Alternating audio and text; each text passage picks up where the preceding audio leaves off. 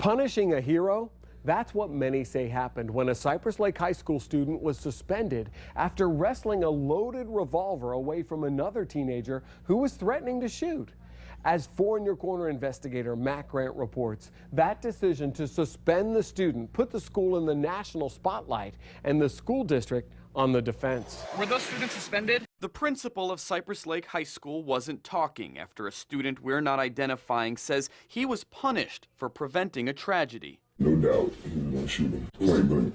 It was the afternoon of February 27th when an argument during football practice spilled onto the school bus. That's where sheriff deputies say 15-year-old Quadrell Davis pointed a loaded .22 caliber revolver at a teammate who had been arguing with his friend and threatened to shoot.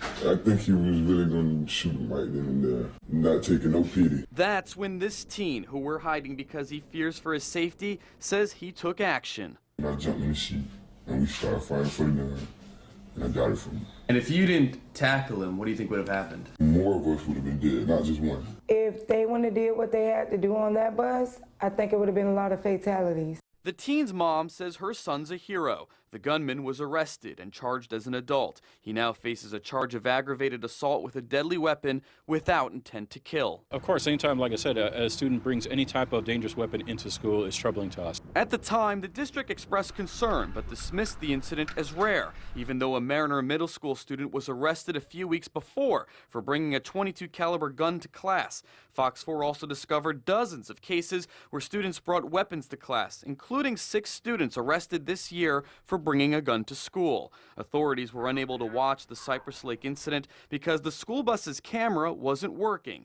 The next day, the teen who wrestled away the revolver and possibly saved a life was given a 3-day suspension. It's dumb. How they gonna suspend me for doing the right thing? A sentiment echoed by the victim, who found himself staring at the barrel of a loaded gun. If he didn't do what he did, what do you think would have happened? I would have probably been the next murder and counting in the city. After driving off, the principal of Cypress Lake High School told us in an email, "I have nothing to say to you." But she did respond to hundreds of viewers angry about the suspension, telling them in part, "There are other circumstances involved in this situation, and no students were suspended or punished for helping disarm another student of a firearm. So why was the teen suspended?" According to the initial referral, it was because he was part of an incident where a weapon was present. After our story, the school altered the referral, mailing the family a new one, this time blaming him for being uncooperative in the investigation and saying he lied repeatedly to school officials and law enforcement.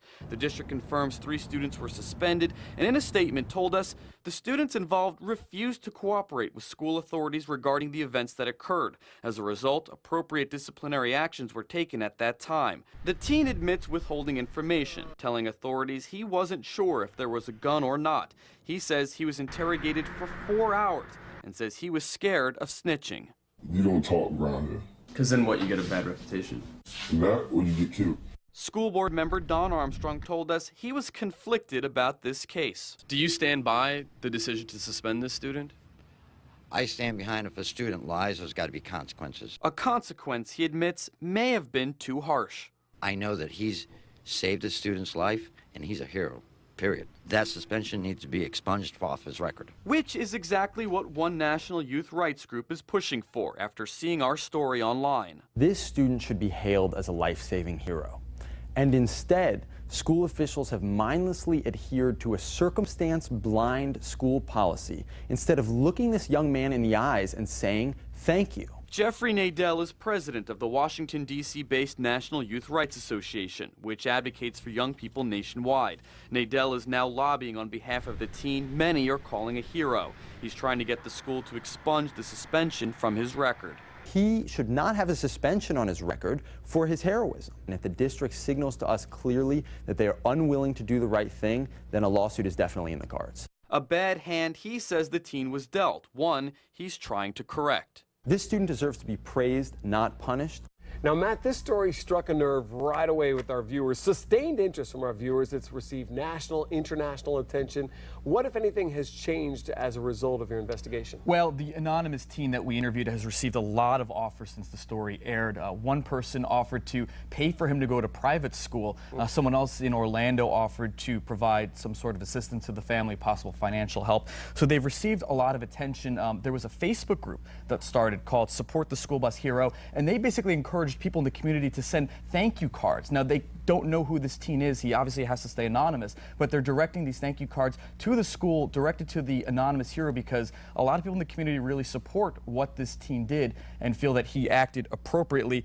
So far, though, the school has declined to comment. They did talk to another media outlet and told them that, you know, they're upset with the negative reaction that they've gotten from the community, but they did say, you know, listen, trust our judgment on this one. And according to the National Youth Rights Association, the school right now continues to stand by the suspension. All right, thank you very much, Matt. Dying and desperate still to come in our 4 in Your Corner special report. A Lee County mom struggling to afford the only medication that could keep her alive. 4 in Your Corner is making a difference for her and her family. What has changed since we began fighting for them? Next.